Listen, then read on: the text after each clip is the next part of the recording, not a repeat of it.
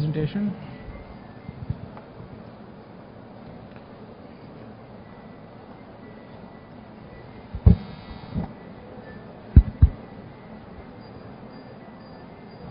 Thank you. Well, good afternoon, ladies and gentlemen. Just give it a minute.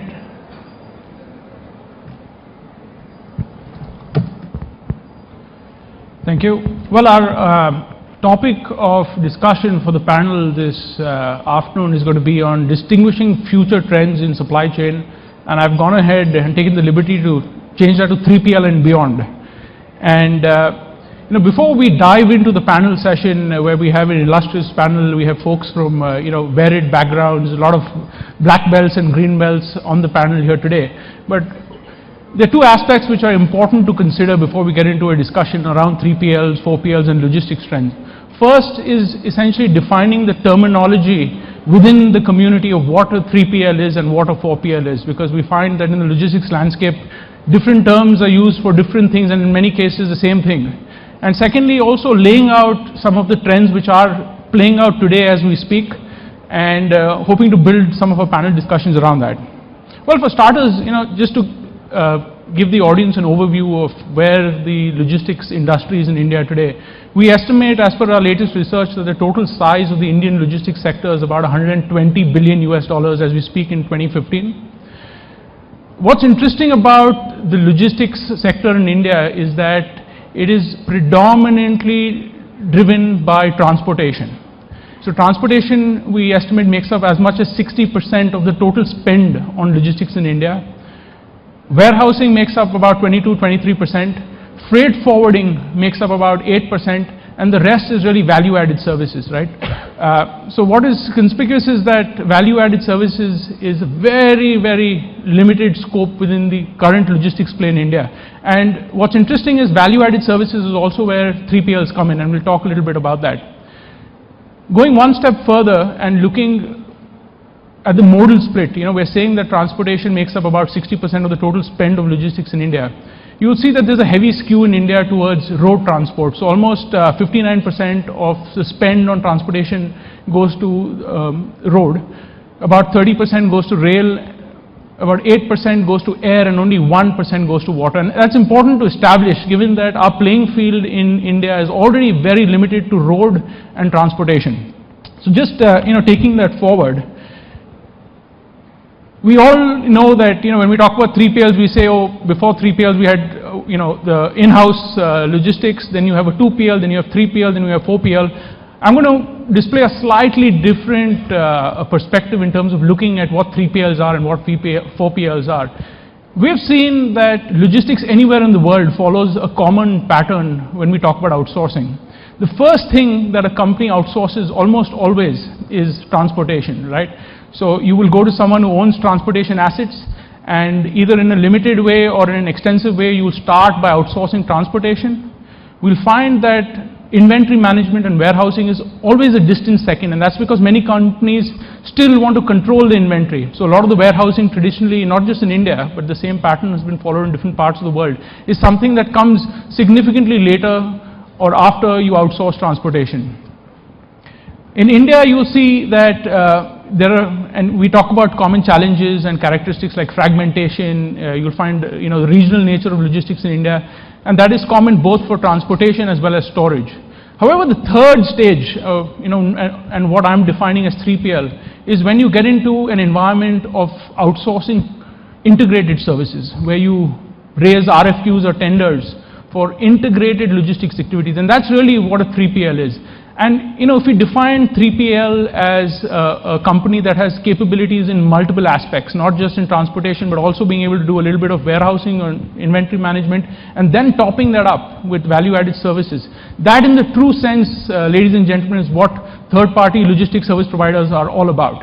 And the reality is, in India, we currently only have a handful. And when I say handful, we are estimating anywhere between 20 and 30 companies in some form or size that are able to offer these kind of services to the industry at large, right?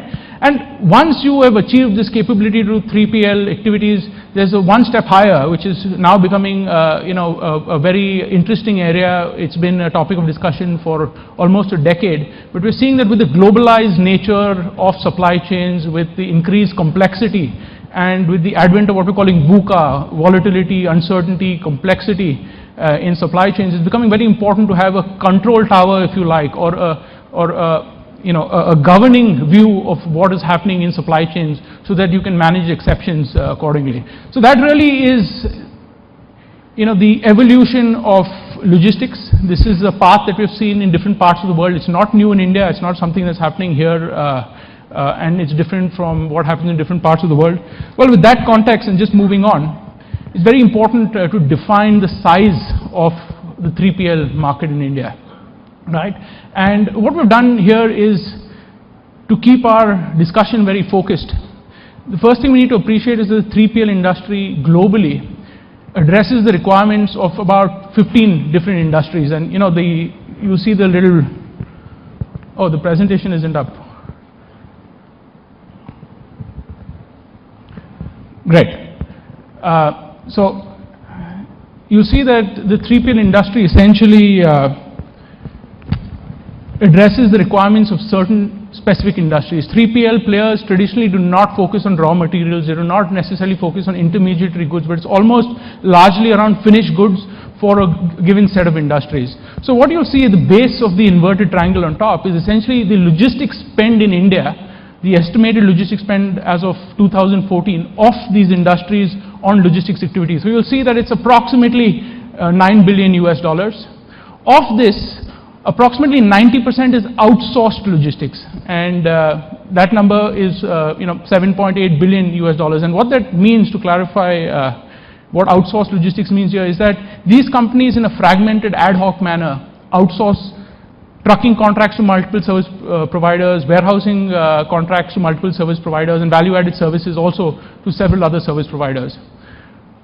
And at the bottom, you really have the share of integrated contracts, and you'll see it's approximately 23% of the total addressable market, which is today outsourced to 3PL players. So you're seeing a maturity, and I think, it's not really the number. We shouldn't get too fixated on the number. It may be off by 10, maybe 15%. But what's important is the trend in terms of growth. You'll see that generally the spend on logistics activity on an annual basis is growing at about 12% year on year.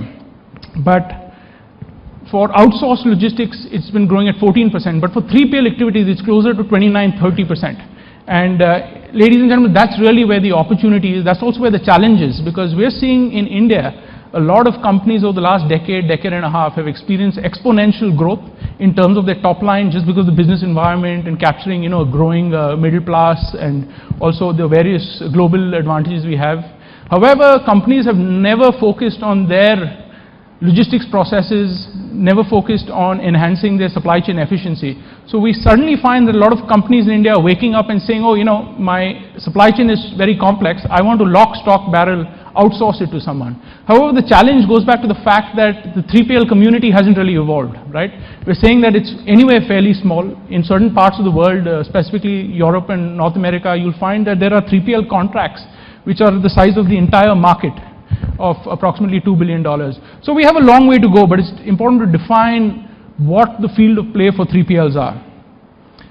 This is also to give you an idea of the $2 billion. The pie chart on the left highlights what the split is of these contracts. So you'll find that transportation still has an overwhelming share of 3PL contracts in India. Warehousing and VAS, hard to distinguish between the two, but essentially they have approximately 30-35% of the total 3PL contract sizes that are out in the market today in India.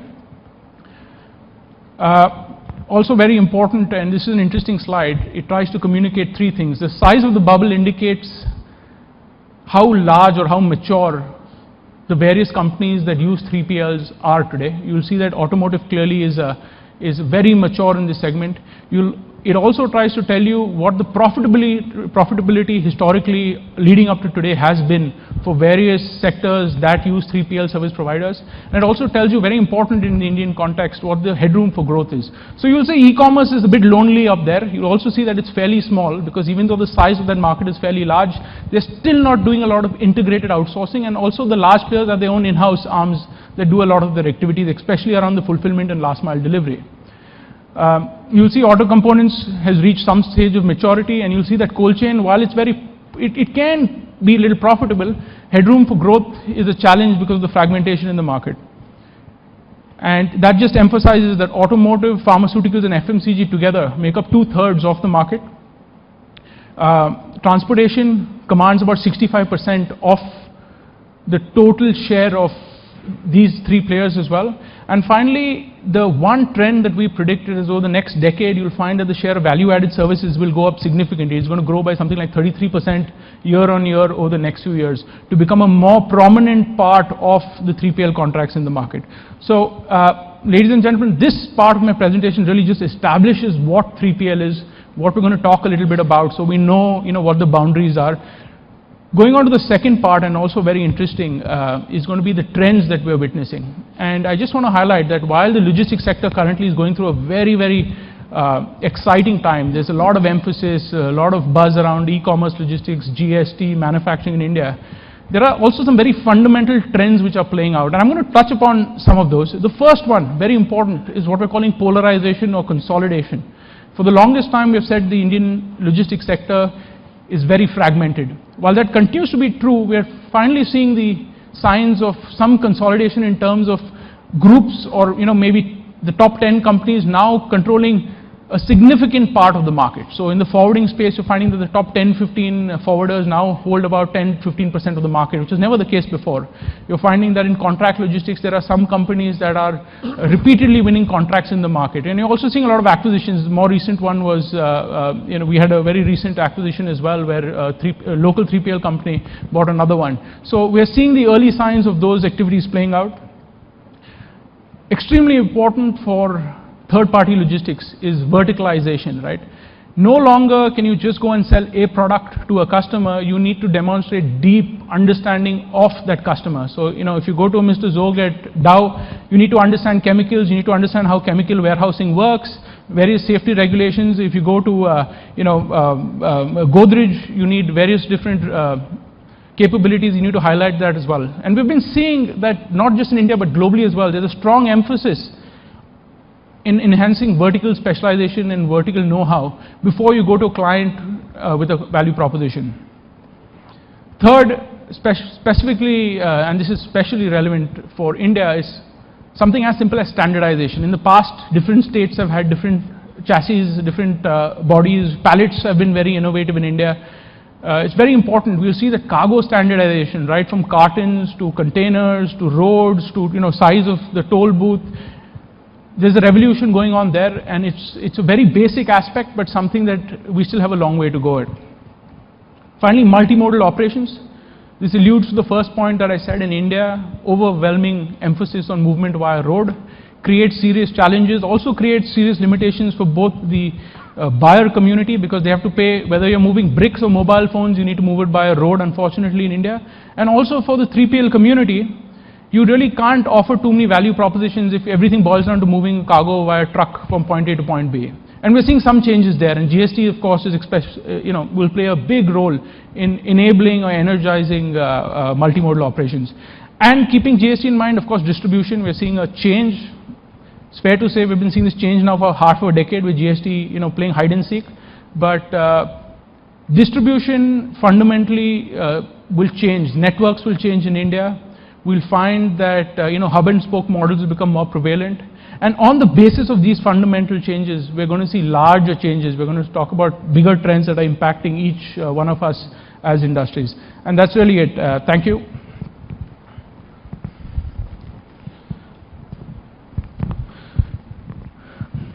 Okay, thank you. Thank you, gentlemen. So I hope that provided some context in terms of what a 3PL is, essentially. It also tried to highlight certain trends that are playing out in the Indian market. And I think it's fair to say that there's a lot of distraction to things like a pizza being delivered by a drone. There's a lot of focus on things like 3D printing. But I think closer to home, there are some more elemental things that we're dealing with, right? And let me start with you, Mr. Zog. I'm going to put a question to you, and if all of you all can respond to that. Can you share your experiences over the last half decade or the last 10 years? How have you seen the 3PL community evolve, or the transportation community evolve into 3PLs, and your experiences with 4PLs? If you can just share how it's been the journey so far. Sure. Thanks for asking this question. Before I give my answer related to company, I would just give a brief of Dow Chemical. We are a multinational company based in US, and if we have to divide a company into 10 segments, we have different businesses, and each business has a different model of serving to the customers, right from commodity to end users or to the consumers. And each of the business follows a different model, obviously depending on the cost, depending on serviceability, and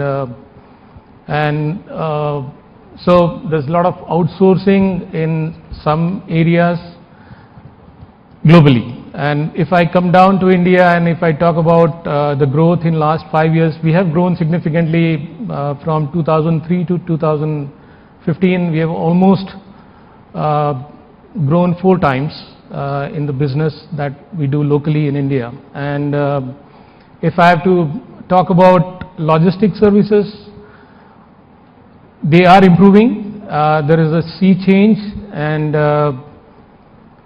if I have to talk about transportation of bulk goods, we were struggling in 2005 to move hazardous chemicals from our sites to customer locations. One, there was no infrastructure, no tankers available to meet our requirement. Road conditions were not good. The emergency response or the awareness of the logistic service providers was not there, and so the company was reluctant to even stock and sell these products in India. In 2006, we started working with few service providers. We improved their knowledge. We partnered with them, collaborated with them. They were ready to invest in the equipments. They invested, they imported containers from Belgium, and we started supplying product in those tankers. So from there, I see now every transport service provider in the bulk section is having ISO containers, and that was a new thing when we started back in 2006. We were paying for reverse or tanker coming back into the plant. We were paying for the dedicated tankers, and from there I see a evolvement from 16-tonner tanker, or earlier 10 KL tanker, to now we have tankers which are up to 33 KL or 33,000 liters, and that is because of the change that logistic service providers have agreed to work with us, and it is ever changing. We also moved from road to a multimodal operation with another service provider. We have first and last mile on road, and otherwise we take it on rail. So these are few things that I see that service industry has evolved over a period of time. On the pack side, from a 7 metric ton truck or 9 metric ton truck, we can load only 7 metric ton in a 9-tonner truck. So I was relating to that, but it's 9 metric ton to now 16 and beyond. That's another change. And also the consolidation. Earlier there was difficulty in consolidating our shipments, which after collaborating with few service providers, we are able to do it, and all that is a good sign of or an improvement. So. Thanks Rajendra. Sanjay, over to you, but just to add to that and make sure that there's an element of uniqueness. Can you share, Coca-Cola is very apparent in terms of your supply chain, in terms of the intensity. It's also very discreet, in terms of how you all move your products. Can you share, in addition to a little bit of details about your supply chain, also an instance of how you have carried your service provider from one location to another as your network has increased in India and as your business has got more complex? It would be great to get also an insight from you where you have seen a service provider who operates with you in a region work with you in another region as well in India. Sure. Very good afternoon, everyone. And first of all, I think the way you summarized your presentation, it's made job of all the panelists very easy. You've very nicely put in all the challenges and what needs to be done over there. Just to give you a perspective, Hindustan Coca-Cola, we operate at across 36 manufacturing locations in India and close to about 60 odd distribution centers. Till about 6 to 7 years back, probably most of the people would not know, we were the largest fleet owners in India. Fast forward to today, we are nowhere. We just have about 10 to 15% of the fleet that we have. And what we have seen the 3PLs doing, and our logic of having 3PLs was not just about cost, was not just about better asset utilization, because they can do a better backhaul on that, but also to a large extent in a growing business, you needed somebody to partner with who can handle a very, very large complex part of the business. Because in a growing organization, you need somebody to focus on that complex part of the business. So which is where they came in, and today we are working very, very successfully with most of them. And the way we started off initially, to answer your question more specifically, we do different kind of haulage. We do haulages which are cross-country haulages. We do haulages which are within the state to our customers. We also do direct deliveries to our retailers in the shops, and now we also started to the consumer to his house. So various multimodal channels that we have. So what we started off with the 3PLs is all the national channels, and that's the easiest. That's also easy for them to get into, far more predictable bulk volume. You go from Hyderabad to Mumbai, you go from Delhi to Gujarat, easy channel, bulk you sail through with that. But what it did, we saw a lot of value getting added from the point of view of best practices coming in, from the point of view of efficiencies coming in, from the point of view of predictability of your supplies to your customers coming in. So that's what we started off, and gradually over the last 3 to 4 years, what we've started doing is started also using them, because they got comfortable with us, we got comfortable with us, and some of them are actually on the panel today. We started bringing them on not just for the cross country but also for customer logistics, which is far more complex, which is bulk break, which is smaller. And it's early days on that. We still have a long way to go, but then basis our learning curve, basis our experience with them across the country, we're now using them for multimodal areas also. Thanks, Ajay. Thank you. Mr. Sinha, over to you. And before I hand over to you, just want to highlight that Mr. Sinha is the first person in India to get a doctorate in logistics and supply chain, I think all of 20 years ago. So Mr. Sinha, you've been around, you've been with Godrej for more than 3 decades, I understand. You've seen the logistics industry and supply chain as a concept evolve over the last few years. Can you also share a little bit about your supply chain and, importantly, the evolution of your supply chain from in-house to an out-house perspective? Because I can imagine Godrej must have started off doing a lot of activities in-house. What has the experience been? Good, bad, ugly, what's your experience been? Yeah. Good afternoon, everybody. Yeah. So just to tell you about our supply chain, I look after the FMCG business. So our supply chain, one unique thing is most of the supply chains are optimized for cost. We don't do any cost optimization. Our supply chain is optimized for agility. See, there is a difference. If you optimize for cost, you need to work in a demand scenario which is more deterministic in nature, because unless you have a deterministic view of demand, you can't optimize for cost. In reality, the demand scenario for all our products across various geographies is highly stochastic. We don't really know how much it will sell tomorrow or day after, and we want to be as agile to the changing consumer demand as possible. So entire supply chain has been designed from scratch to maximize agility in meeting the consumer demand. And as a byproduct, we also see that it's highly cost effective, but primarily we don't optimize our logistics or the entire delivery system for cost. So in our in our logistics area, we have outsourced, and traditionally for a long time, we have outsourced the transportation part. We have outsourced the warehousing part. So we don't own any fleets, we don't own any warehouses, completely outsourced. But when it comes to the value-added services or any 3PL discussion, whenever we have discussion with 3PL, they typically start with cost.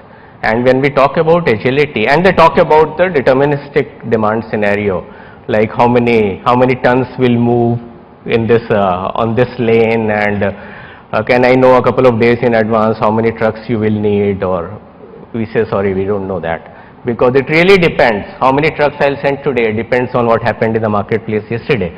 If we are agile and we run our supply chain not on forecast but really what's happening in the consumer market, then I can tell you only today morning how many trucks I'll need on various things, and that's where the discussion breaks down.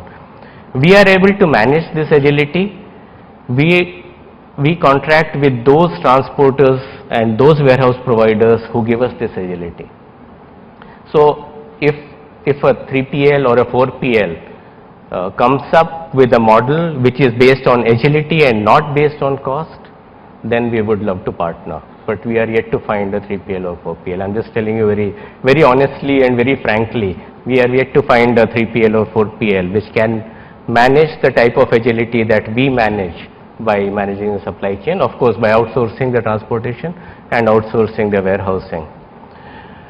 We don't want to give up this agility, because that will clearly mean a dent in our stock availability for serving the customers, and we don't want even 1% drop in the stock availability, which is close to 100% that we manage, and any drop in fill rates to the customers, which is extremely important in an FMCG business.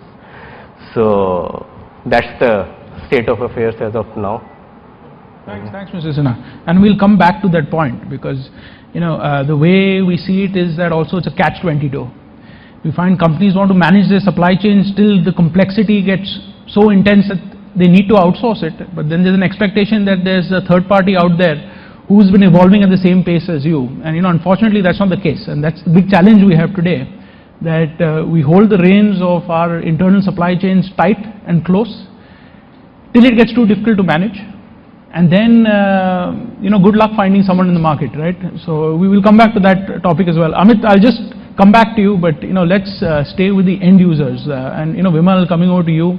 Honeywell, innovative company, breadth of products that you offer. If I recall, you specialize in the aeronautic space as well as some background in automotive, right? So if you can share your perspectives in terms of how is the 3PL community stepping up to deal with high-end, high-value products? Okay, so what I'll do is I'll give a brief about aerospace and then go to automotive a little later. So if you talk about the aerospace industry as such, just to set a kind of a background, today the aerospace manufacturing that happens in India, a lot of raw material gets imported. It's manufactured, shipped back, or used within the country. So if you look at the raw material that's coming, it will be like a 100 kg or a 1 ton of a material coming, and when it's transformed, only 5% of it is left. Rest is kind of wastage. Complete is wasted. So the aerospace industry actually kicked off, and I would say it really is, there's a lot of focus that came in the industry was around 2005, 2006 kind of a time frame, and the suppliers in India and the manufacturers in India, they started working on it. There was an expertise that was available, but the expertise to handle the complete value chain wasn't there.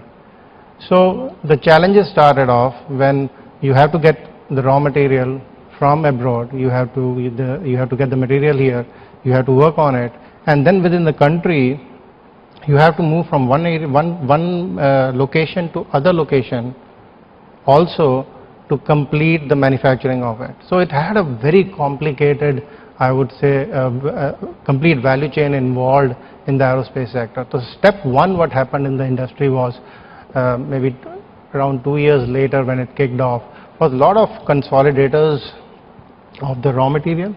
They started looking at industry as a whole, because it was just coming up and one the economic order quantity for one manufacturer wasn't there. So the step one was the consolidators started combining it and then making at least bringing a value to the manufacturers. That was step one. But the challenges were still not resolved.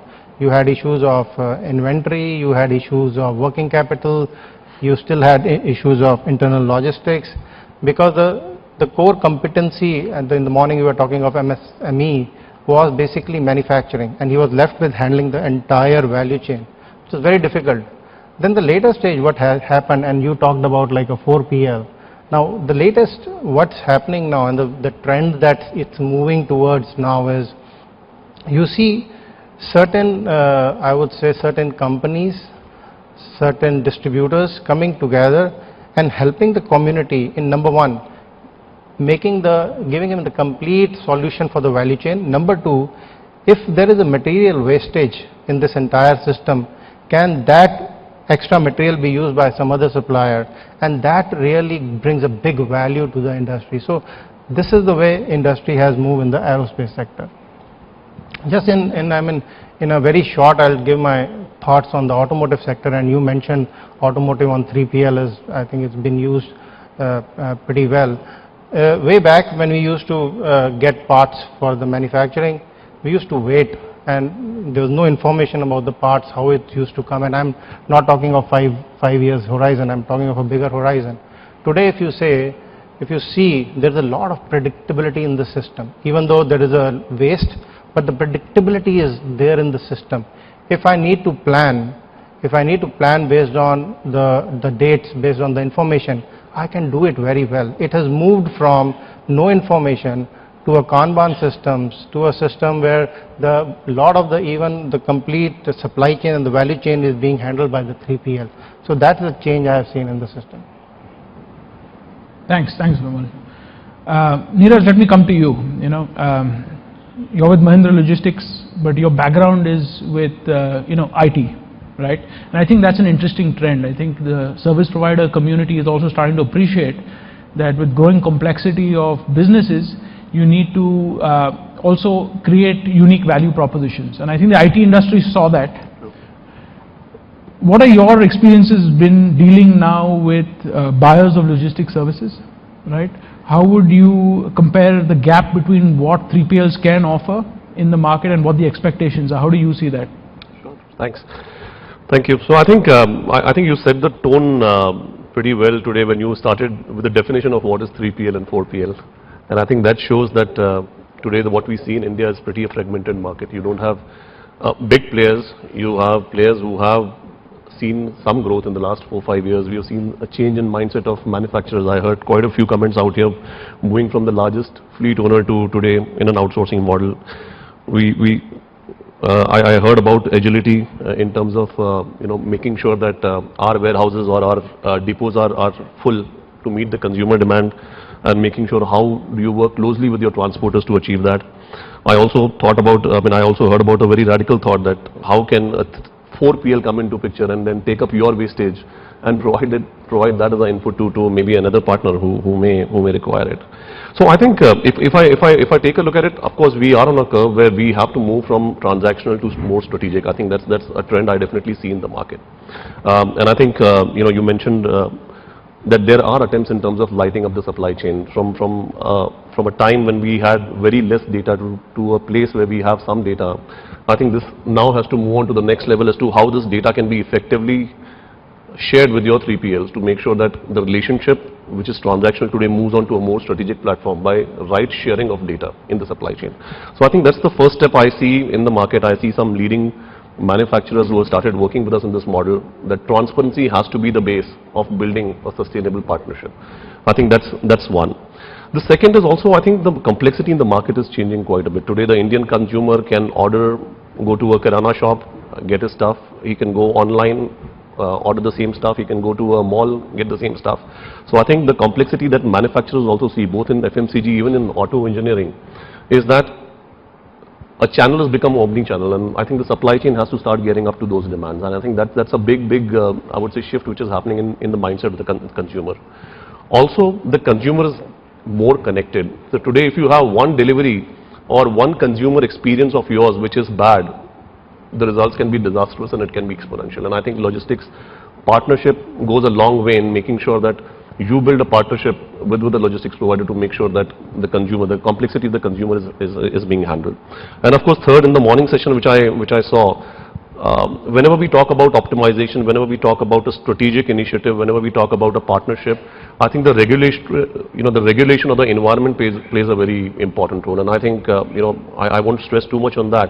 But I think many people spoke about what are the laggards on the infrastructure side. I heard Mr. Agarwal talk about trucks moving at 50% efficiency. I heard about the amount of I would say non-clarity in terms of making goods pass through checkpoints or even through customs. And I think these are the important constraints which we need to take a look at together in a partnership model. And I see with the evolution of what's been proposed in say a GST or the kind of initiatives the gentleman spoke about today morning on the customs front, I see that this is a platform which definitely will move from transactional to strategic in the coming years. And I think both the manufacturers as well as 3PL players in India will have to gear up to this challenge and take a plunge ahead. Thanks, Neeraj. So I think that was the first perspective we got from 3PL, a service provider's point of view. And Amit, just coming over to you, All Cargo of course is a unique company in India, right? I mean, they've pretty much everywhere, right from the LCL business to running and owning CFSs to getting into the 3PL business, doing some work in the e-commerce space. I mean, you all are clearly building your portfolio. If you can share some of your perspectives and your long experience in terms of what the commercial environment is for 3PLs today who are trying to be world class in India. Do you find that from a client perspective as well, that's being valued? Or is it still highly transactional? Yeah, about 1.5 decades in the industry, and some of the experience has been on the customer side and majorly towards the international supply chain. And I have seen really India evolving in supply chain, and especially hats off to the customers who have started approaching the whole logistics, I would say, scenario in a very educated approach. They are looking at our challenges as well. I mean, I had a pleasure of pitching in for some good contracts.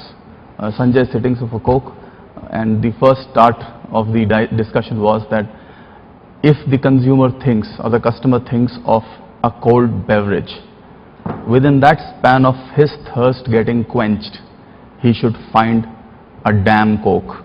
And this was the word used. So that is the kind of challenge that comes to a logistician, that how do I manage this? And then comes the commercials, then comes the other things. But having said that, if you look at I had looked at some reports.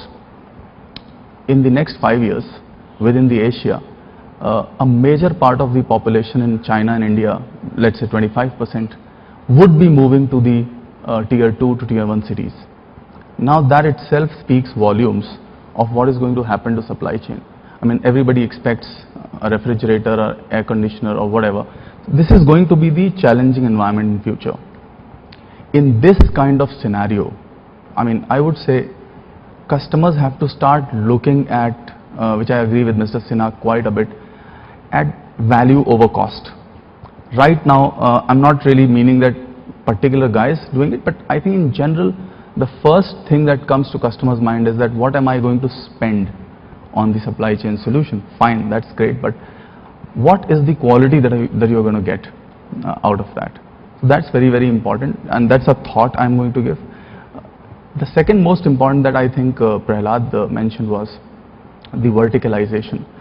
The service providers are moving slowly towards the technical know-how of the sectors, but I think it is very, very important for us service providers to be very technically equipped when we talk to a pharmaceuticals or a FMCG or something like that, So it's in the whole scene, I really see a lot of collaboration that, for example, in logistics, if you work out, there are about 50 to 55 sub-sectors in which the services are being provided to the customers. Not one company would be sufficient to, it could be just a very tall claim that you can have everything under one roof, but it is very difficult. You are dependent on various service providers as well. So my urge to my own fraternity would be, why don't we guys start collaborating with each other, playing on each other's strengths, and rather than just going and pitching and making tall claims? We should know the honest view of ourselves, right? So that's what my view is in terms of. Thanks, Amit.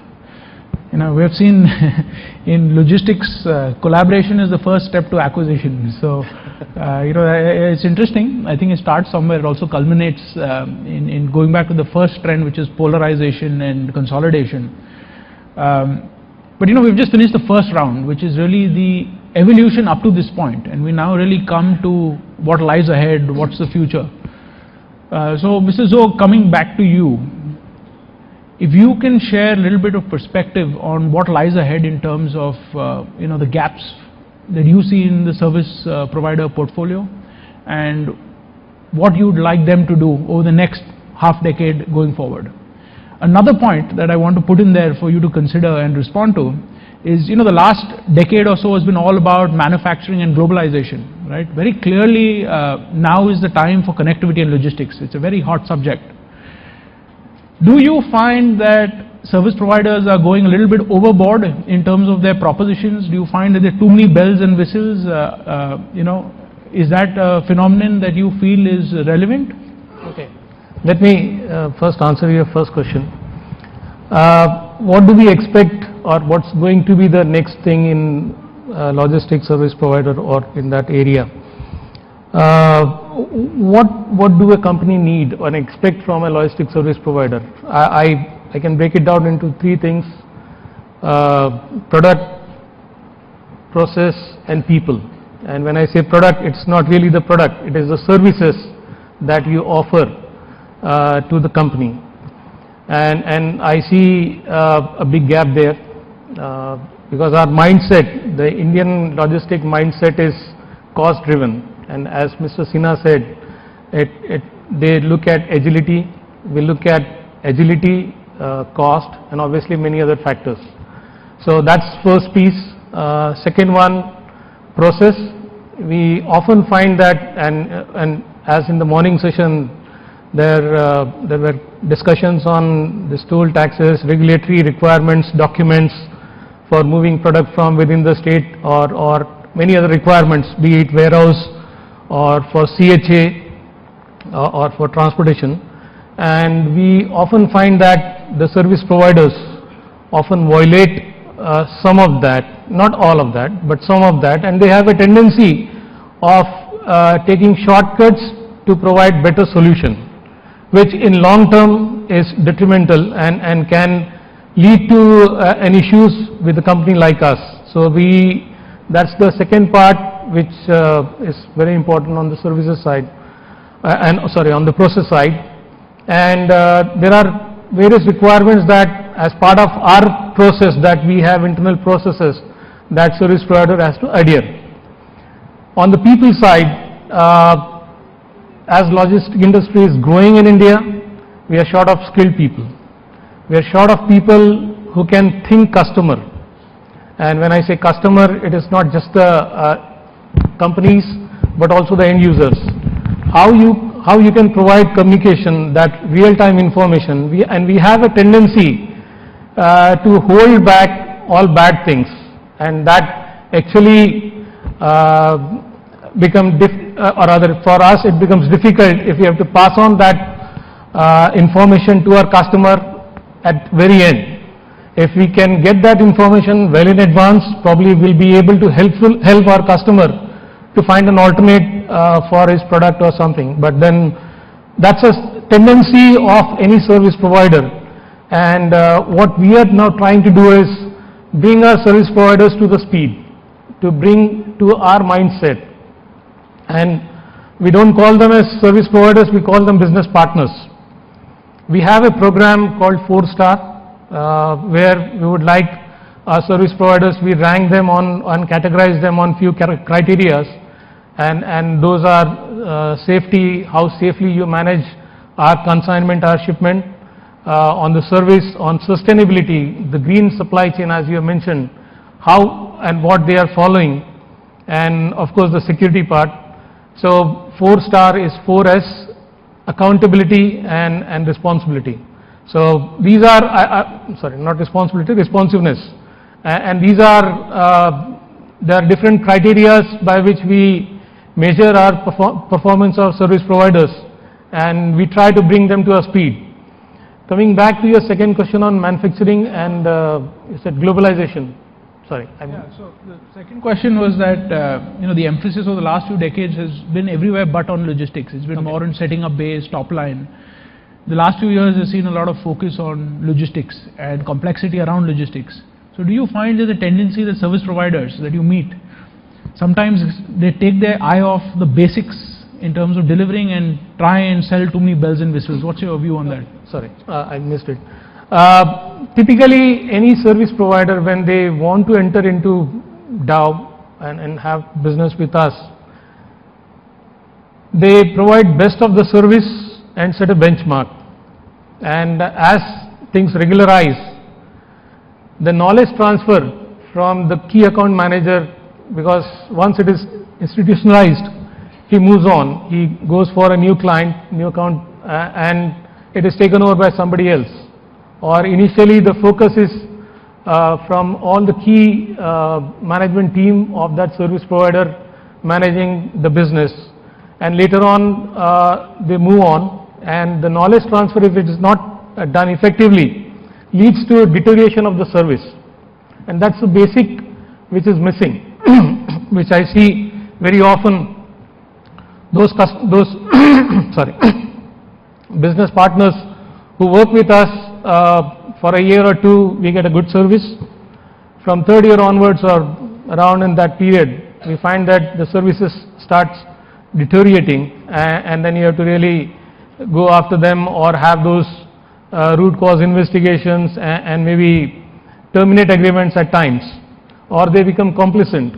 So I think the basic part is missing, which is maybe it's an tendency of the Indian companies, or it is the tendency of the logistic industry, but I see that very often. I may be blunt in my communication, but this is what I see very often.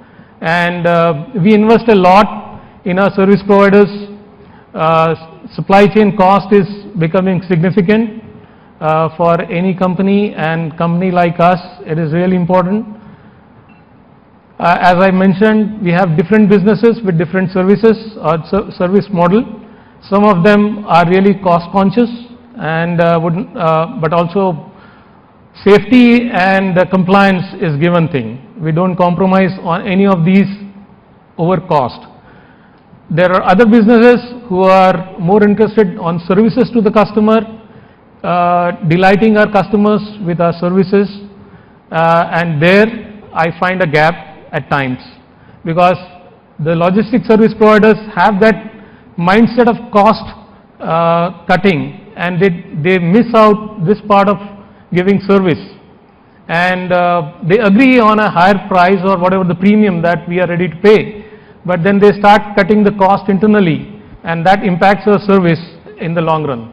So I think, did I answer your question? No, thanks. Makes one wonder why they're cutting costs. It's time we change the service provider. So, Sanjay, just coming to you, if you can share, you mentioned a massive truck fleet in the past, even though it's largely outsourced now, it still involves a lot of movement. One of the themes for this panel discussion is also green logistics. So can you talk a little bit about innovations in green, emphasis at Coke on how to enhance the environmental or rather reduce the environmental impact? Sure.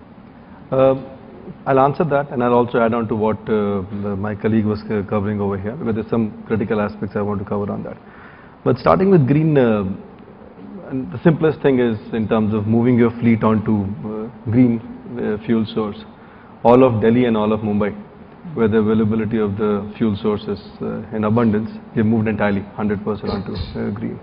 We have a clear strategy to move 100% of India onto green, provided as and when we have that network available. For example, Pune and Hyderabad, we already have a plan in place, just waiting for the whole supply chain on the fuel side to get scaled up. So that is one side of green. The second side of green is also linked with the scale and automation level, and that is something I want to link with what the gentleman next to me said.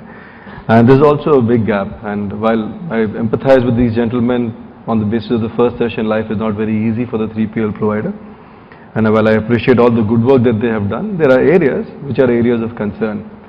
And areas of concern in the sense, when I draw out my 3-year strategy for supply chain, the biggest roadblock that I see for a company like ours, which is growing at an exponential pace, is going to be the logistics and transportation. We'll be able to, there's a lot of demand for the product, we are setting up more facilities, but the route to market is where the challenge is. So while everything has gone on well, the big piece which I don't see happening at a right pace is in terms of scale up. Are we really preparing to support the scale? And I'll bucket it into 3 parts. When I say scale, upsizing. When I say scale, the second step is automation, which is palletizing. And the third part is standardizing. Now in all of these 3 buckets, the moment you do 3 of this, you'll automatically realize you have a huge impact, not just on the customer service, even from a green point of view. Now today, just to give you an idea, now a lot of logistics 3PL providers sitting over here, all of them are talking of a lot of investment in the business at this point of time. But believe me, let me tell you, all of them are working on a solution which is different. So you have 3PL A who's trying to define or design vehicles which are different from what 3PL B is trying to design. I have a huge need in terms of going to the customer faster, so I need to upsize, I need to palletize 100%. I'll give you an example. The moment I want to do a palletized turbo vehicle, I need to lose 20% productivity. Why? Because they're not designed for that way. So you have a situation today where the tail is wagging the dog. 3PLs have a solution, I have to customize my need based on the 3PLs, what the 3PLs provide, rather than the 3PLs working with me, finding out a solution and building a solution based on my needs. So that is something which is a big miss. And the second piece is standardization. I think this is the time. There's a lot of investment going into the business. All these gentlemen need to sit together after this conference and figure out how do we work in a way that standardizes. Because if the moment you standardize, a lot of waste goes out of the system. The backhauls can be common. There are a lot of things, a lot of synergies will come out of that. So that is one area which is very, very big concern. So that links very strongly with green also. 2 more points which I wanted to add on that, which is more on the softer side of it, and which I think I don't see people preparing on. You touched upon it briefly, is A, from the point of view of safety. Our requirements on safety, just like Dow, is a very, very stringent requirement on safety. Even today, while I have 3PLs, all the safety requirements is something that I have to take care of. I have driver management centers, training centers, defensive driving the protocols running all over the place, because what I get from a service point of view, there's a huge gap on that. So I can't allow any exposure on my company because my 3PL is not geared up and prepared for that. And the third piece, the last piece, which is very, very critical, is the drivers. We're not looking at drivers and what we are going to do about the drivers. We had a situation when one of our biggest 3PL this year had almost 30% of his fleet stranded, which he had dedicated for us because he didn't have drivers. So that is something which we need to take care of, and every time we have trainees joining as a part of a protocol, we send them on a route ride. They spend a week on those vehicles. And when you drive at 44, 45 degrees in Surat, from Ahmedabad to Surat, you know how difficult it is. So that's something, I think the softer aspect, what we call workplace rights practices, in terms of dignity of labor for those people over there. We discussed in the first session also, from the time he comes to the factory, to the gate, to the time he goes out, told everywhere, it's a lot of hardship. And if we don't take care of that, everybody is talking of investments, you will not get drivers to address your requirements. Great. Thanks Ajay. Good to hear that now both your trucks and your drinks are carbonated, right? So that's a good sign. I'll start keeping chillers also on the trucks for them. No, so thanks for that, some interesting perspectives. Mr. Sinha, coming to you, we're talking about looking ahead, we're talking about new trends. One point that I think that's worth highlighting is, what about mindset? Right, especially in traditional companies. In the past, one of the big challenges has been that the logistics manager has always been measured on cost saving, right? How important is it to change that in terms of looking forward? That's not the metric that we use. In fact, cost comes way down. As I mentioned, our network is, our entire supply chain is not optimized for cost. So we don't measure our logistics people on cost, but really on the product availability at the point of invoicing. So that's the primary focus of the supply chain, and we pride ourselves at having one of the highest fill rates in the entire FMCG industry. So everyone is measured, and that's the topmost metric for the entire supply chain. There is a production person, there is logistics person, there is a procurement person. If the company does well in terms of fill rates, OTIF, and the stock availability, everyone gets good rating. Cost comes second. Just a follow-up question. In an environment or in an industry where operational excellence and focus on operations is overwhelming, what's your view on innovation? How much innovation do you see in traditional supply chains? What's your view on that? The biggest innovation is in terms of process to fulfill consumer demand, and we have seen huge benefits in moving away from a forecast-based supply chain to a complete replenishment-based supply chain. And despite this innovation giving us huge advantages, I don't see other companies in FMCG moving to that.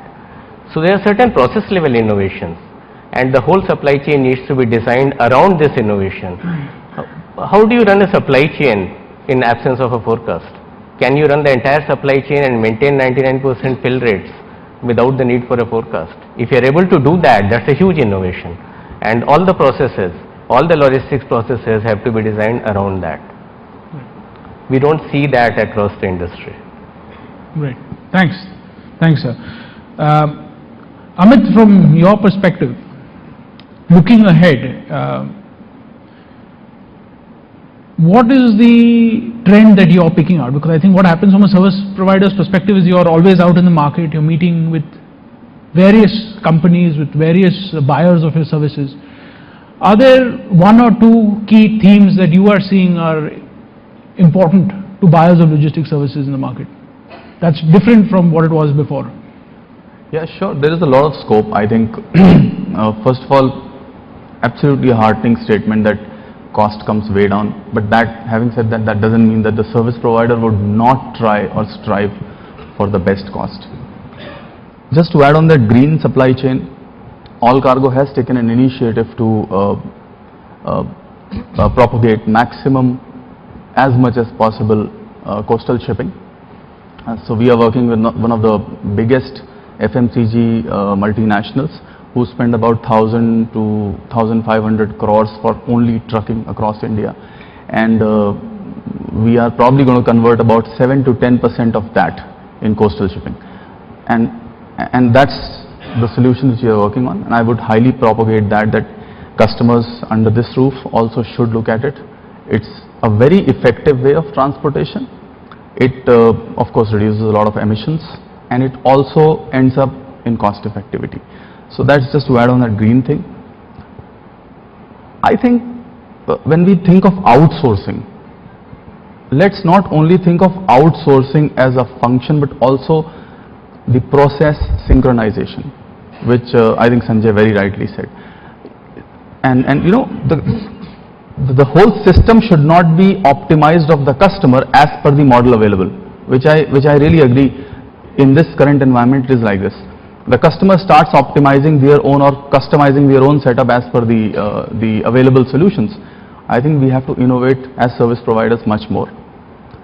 The biggest gap that I see is, and I'm going to be very blunt here, the mediocrity at the down levels in service provider side, which of course is very inherent. It's coming in from the history, but I think it doesn't mean that they can't do the good job, but the exposure that the low level guys, level in the sense the people down the line get, is not relevant.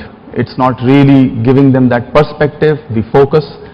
So, I mean, personally, we are trying a lot wherever we can make sure that these guys get the exposure, so that the key account manager of the company, like in your case, should not be, even if he goes after 2 years, because there is an attrition that this industry faces, the third year should be even better, because the knowledge transfer has to happen from the organization to organization. It's not from the individual to individual. So from that angle, I think we are graduating quite a bit, and not only as All Cargo, I think the whole industry has moved forward on that. And does that answer or anything which I missed? No, sure, thanks. Just to share a third party perspective, I think the community is entering an interesting phase now. I think a few years ago, the 3PL community especially went through a very difficult, trying period, which was not really discussed, or maybe it was not articulated. But I think when India Inc. embarked on this journey of outsourcing, there was a period where, there was a feeling that companies were not outsourcing logistics responsibility, they were outsourcing logistics, the blame for logistics failures. Right, and I think it was a trying time for the service provider community. The good thing is that that train has left the station now. Now the trend, the emphasis is on collaboration. We hear that word again and again. And in that spirit, let me come to you, Neeraj. I think the tone of discussions with clients have changed significantly, I assume. Yeah. Right, and from your perspective, what really lies ahead? What are the possibilities? What are the challenges? You see implant activities getting more and more robust, linkages of IT systems, things like multi-user facilities. Before companies didn't want to use the facility, forget a competitor, if anyone else was using the facility. So collaboration going forward, what's your view on that? So I completely agree. In fact, and carrying up from my the last thought that I shared, with transparency, with exchange of data, with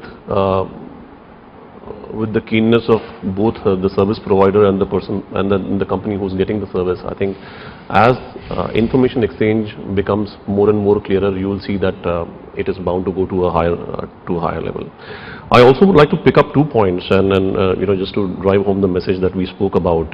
I completely agree that when you have complexities in the environment, when you have complexities at the consumer level, you have complexities in terms of managing the operations and even the innovation that you have to carry, because today you may have multiple SKUs, you may have to package products to make sure you give the right offers to the consumers in the right time. And I think that places a lot of emphasis on what we in Mahindra Logistics talk about is industrialization, which is culmination of value and cost. And I think that comes from the manufacturing DNA that we inherit. And I think that inherently drives the fact that the process is a key when we talk about outsourcing. So there is a lot of focus on industrialization in terms of how we automate it. And of course, the industrialization ultimately has to be delivered by people. And I think we realize that. And just to, I think Sanjay, you made a fantastic point. This industrialization has to flow to the bottom of the pyramid. When I came to this industry, I was heartened to see some initiatives that we have started off in Mahindra Logistics. Like we have a driver ke liye chai pe charcha, where in every location of ours, you have an executive who was to spend 15 minutes over a cup of tea listening to the set of drivers who report to that location, understanding, and this is how you build that emphasis in the community. And as a consequence of that, we have started making sure that we are reaching out to this community to make it more sticky, providing them the right health care. This is what they need, right insurance, right health care, right support when needed. I mean, last month we launched out scholarships for kids who pass 10th standards for the driver community. And I think again that gives a good outreach in terms of how we can get them towards working with our culture. The second thing comes on the training side, and again, how do we deliver that experience to customers? Once we agree on a particular process, how do we industrialize it and then pass it back to the customers? And I think training plays a very important part. And again, I think I've seen a lot of companies who have started putting a good amount of emphasis in terms of, hey, you have the systems, you have the processes, now how do you make sure you train yourselves on them and give a seamless experience? I mean, today we work with e-commerce companies where we have to even make sure that the last mile delivery guy, the way he dresses, the way he talks, the way he greets and the way he smells is to a particular standard. And I think that's the initiative from our side. I think one more point which I wanted to definitely put about, I think Sanjay, you spoke about standardization, and somewhere I think it's the onus is now on us. I think given all the constraints that we have in the system, I think the onus comes on us to play the big brother now and then get together again as a community between manufacturers as well as 3PL players as to what can be done to drive this standardization. Because I think ultimately it's going to not only benefit us on a win-win situation in terms of saving and making it more efficient, but also it's going to enhance the customer experience for us. And I think that's where we are also trying to take some leadership role when we work with large manufacturers.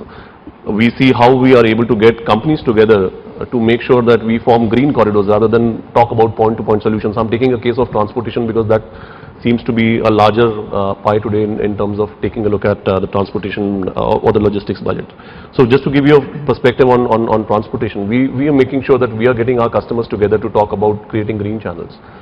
We are making sure that we speak to our customers and make sure that we try to see how standardization can happen when they ship out their products. It could be either in the FMCG sector or even in the auto engineering sector or e-commerce for that matter. So that's some of the initiatives that we are taking together, and I think the way I see it progressing is as this community grows in pockets and as it starts seeing the benefit, because we are placing a lot of emphasis in terms of what's the return on investment when we take a look at data. I think this thought will definitely start progressing, and you'll have a better business case for standardization, for collaboration. I like to put it as co-competition. So you have to collaborate and compete in the market, but I think logistics is one place where I think a lot of companies can come together and collaborate. Sure. Thanks. We're going to now enter the third round, and Vimal, I'm going to start with you, right? And I'm going to ask each of you all to give a very rapid response, within a minute, on what trend you see impacting your individual businesses, right? I'm going to start with you, Vimal. Is it, things like 3D printing for aeronautics, for articulated design, things like predictive analysis, whatever it may be, but over the next decade, what's your view on a particular trend that will seriously impact, change your industry? So if you look at from a logistics point of view, there is one thing that I see that is going to happen is a complete collaboration with the manufacturer in terms of giving a complete value to the manufacturer. So two aspects of it. One is from an operation excellence point of view, other is from a strategy point of view.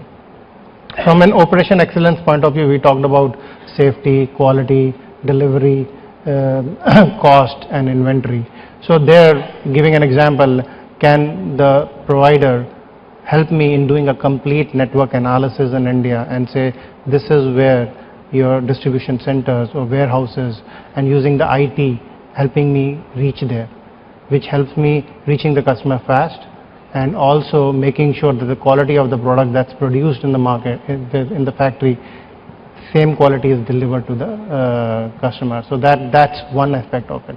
Second, on a strategy side, what I see in a lot of sectors, whether you talk of automotive, aerospace, retail sector, the front-end strategy, and you talked about the verticalization in the logistics sector, the front-end strategy I see in future is going to come from logistics, where the manufacturer will get a value in creating something for the customer. So that's what I see is future that's going to. Okay. So basically you're saying visibility, enhanced visibility is going to continue to be a driver. Mr. Zog, what about at Dow? What's going to shape the future? Okay.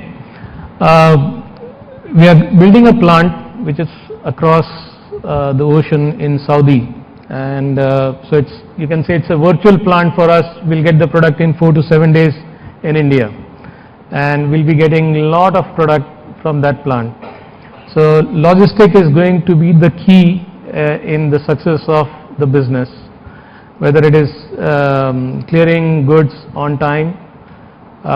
We will be outsourcing it to for documentation or maybe few other activities, and then moving that in-house to our customer or to our warehouse will be key. So as far as Dow is concerned, we are looking into integrated services, plus the customers, the service providers or partners who can give us pan-India services. Currently there are many people who come to us and say they are good in particular thing, and typically we end up finding that they have been either a good transporter organization, now getting into warehousing or in custom house clearing, or vice versa, and they do not have that expertise to demonstrate, and the request is, you give us business and we will deliver, we'll build that capability. So it's a chicken and egg story, whereas we would say demonstrate your capabilities, come to us, there's a lot of scope for us to develop together. So I think as far as Dow is concerned, this service and service mindset, think customer, integration are key as far as next 3 to 5 years are concerned. Okay. We are likely to double our business in India, for which logistics service providers will be key. Thanks, Mr. Lok. So you're saying speed to market and just more robust services to support that, right? Sanjay, very quickly in 60 seconds, what is Coke's secret recipe for the future? I'll give you a 60-second answer. Number one, a 99% customer fill rate will not be good anymore. With the huge expansion of modern trade, you have to be at a 99 plus. So that's one key area. Second is with the GST in the anvil, you will see a significant amount of shrinking in terms of the footprint that you have on the logistics and the warehousing side specifically. From a state being an operating unit, now you'll have a cluster as an operating unit. So you'll have a north cluster, you have a south cluster, you have a east cluster, you have a west cluster. So the boundaries will crush. So you'll have to replan out and rephase out in terms of your distribution center strategies on that. And the third and the most critical piece is a very significant increase in terms of your scale and speed. Just to give you an idea, almost 75%, and you guys will know, almost 75% of the time spent by vehicle on the road, or total time, is non-value added. 25% is value added. So that has to come down to zero. That is what is going to give you speed. So speed, scale and fulfillment, right? Mr. Sinha? I think we will see a lot more collaboration and standardization between the manufacturers and the service providers. And we expect that in the area of secondary logistics, which is from our CFA to the distributors, and tertiary logistics, which is from distributors to the retailers, some new service models emerging. Because if you see from distributors to the retailers, lot many distributors of various companies service the same retailers day in and day out. There is scope for a business model improvement there, where some service provider takes care of all these requirements and serves the retailers finally. There the key will be not only the movement of goods but also movement of funds, because these vehicles, when they go to the retailers, they also collect funds from them. Okay. So how do we work out a model which is efficient, consolidating the loads of various companies and managing both goods and funds in the tertiary logistics? So reliability, security, that's the way forward.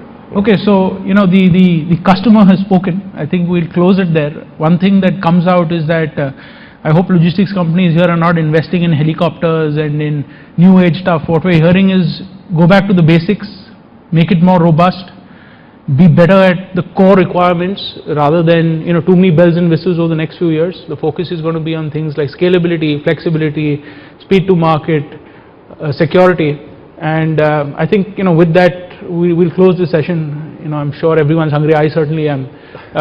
Maybe 5 minutes for a few questions from the audience, please.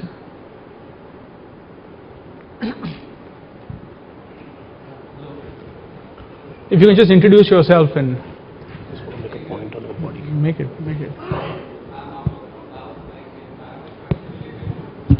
Question related to drivers, which has been touched across to a certain extent. As all of us know, the driver is a key part of the supply chain, and what we are foreseeing is definitely a shortage of drivers because the scale of operations in logistics is going to expand a lot. So from the service provider's perspective, what are you doing in order to ensure a good pipeline of drivers?